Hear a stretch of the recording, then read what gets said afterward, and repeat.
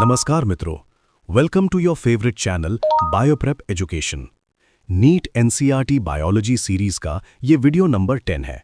इस वीडियो में हम आपके class 11th NCERT page number 77 chapter 6 anatomy of flowering plants की इस समरी को लाइन बाय लाइन समझेंगे। ये पूरा पैराग्राफ प्लांट एनाटॉमी का एक क्विक रिवीजन है।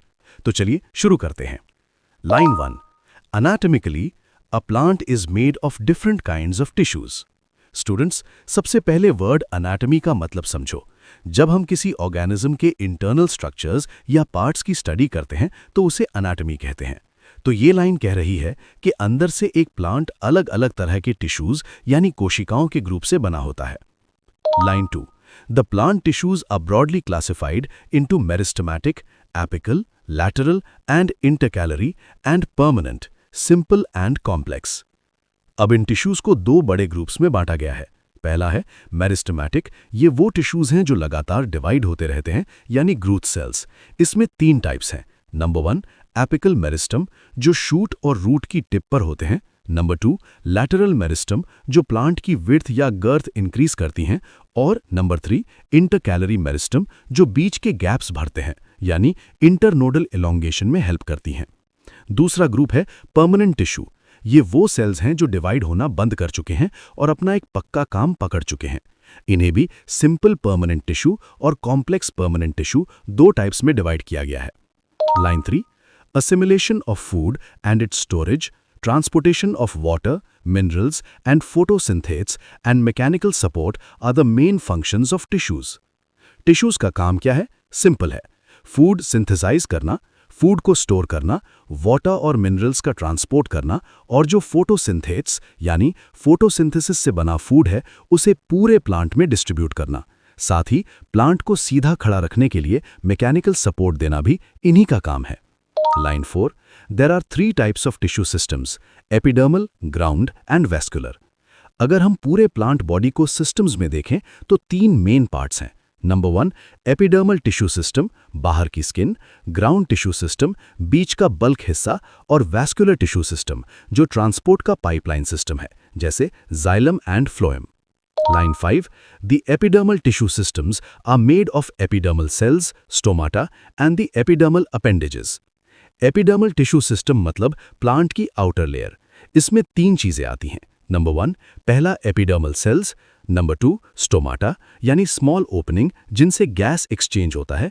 और थर्ड, एपिडर्मल अपेंडेजेस जैसे ट्राइकोम एंड हेयर्स, जो आपने स्टेम और रूट्स पर देखे होंगे। Line 6, the ground tissue system forms the main bulk of the plant. It is divided into 3 zones, cortex, pericycle and pith. Simple language में समझाऊं तो epidermis, appendages and xylem phloem के बाद बचा हुआ सब कुछ ग्राउंड टिश्यू सिस्टम का ही पार्ट है। Line 7-8. The vascular tissue system is formed by the xylem and phloem. On the basis of presence of cambium, location of xylem and phloem, the vascular bundles are of different types. Vascular system मतलब plant की lifeline. इसमें xylem water और minerals के लिए और phloem food के लिए होते हैं। अब कैम्बियम जो ग्रोथ करता है वहाँ है या नहीं, और xylem phloem की पोजीशन कैसी है, इस बेसिस पर इनके अलग अलग टाइप्स होते हैं। Line 9, the vascular bundles form the conducting tissue and translocate water, minerals and food material.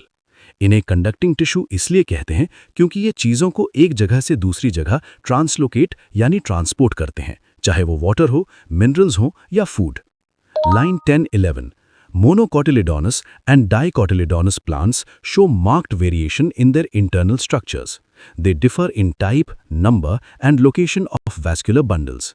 दोस्तों, मोनोकॉट जैसे वीट एंड मेज और डाइकॉट जैसे पी एंड ग्राम के अंदर का स्ट्रक्चर बिल्कुल अलग होता है। उनमें वैस्कुलर बंडल्स का नंबर, उनकी पोजीशन और उनका टाइप काफी डिफरेंट होता है। Line 12, the secondary growth occurs in most of the dicotyledonous roots and stems. और आखिरी पॉइंट, सेकेंडरी ग्रोथ यानी मोटाई का बढ़ना ज्यादातर सिर्फ डाइकॉट प्लांट्स की रूट्स और स्टेम्स में ही देखा जाता है। मोनोकॉट्स में ये जनरली सेकेंडरी ग्रोथ एब्सेंट होती है। आई होप ये समरी आपको मैं समझा पाया हूँ। ऐसे ही इंपॉर्टेंट वीडियोस के लिए चैनल को सब्सक्राइब करना मत भूलना। मैं फिर मिलूंगा नेक्स्ट वीडियो में एक और बेहतरीन टॉपिक के साथ। तब तक के लिए bye bye, take care, keep learning. धन्यवाद।